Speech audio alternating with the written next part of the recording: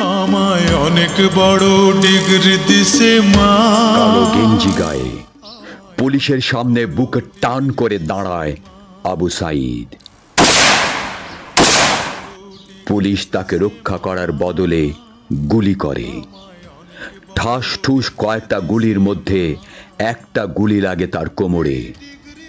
খানিকটা ভাঁজ হয়ে যায় শরীর। সম্ভবত সে বুঝতে পারে নাই।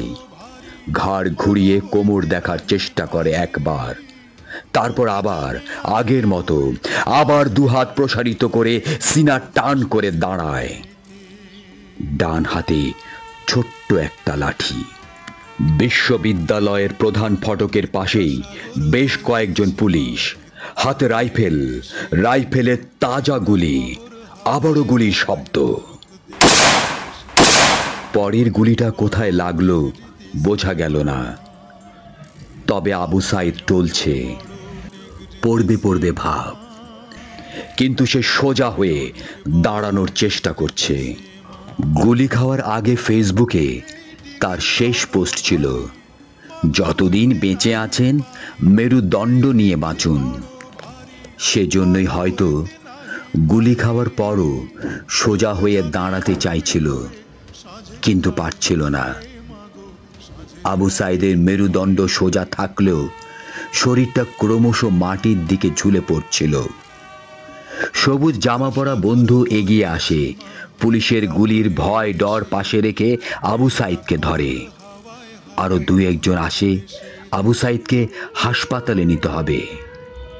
আবু সাঈদ হাঁটতে পারছে না, শরীর ছেড়ে দিচ্ছে।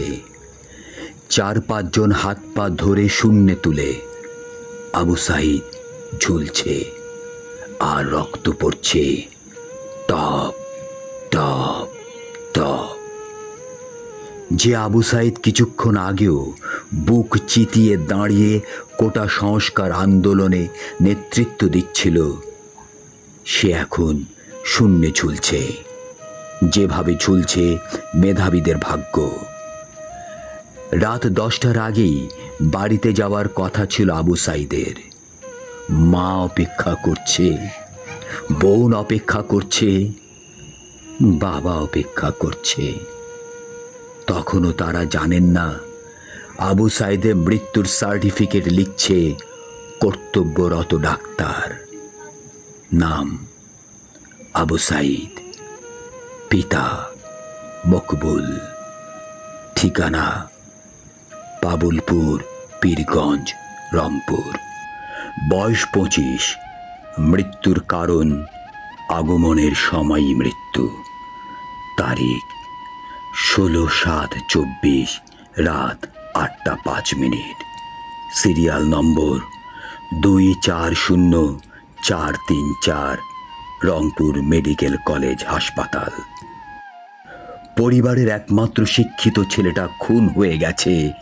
মা যখন জানলো দুনিয়া কি আর ঠিক আছে তার কাছে, বিলাপ করে বলে, আমার ছেলের চাকরি না দিবি না দে, গুলি করলো কেন?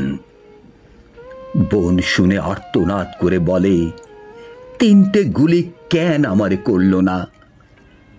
আবু সাঈদ ফেসবুকে আরো লিখেছিল, যদি আজ শহীদ হই তবে আমার নিথর দেহটা রাজপথে ফেলে রাখবেন।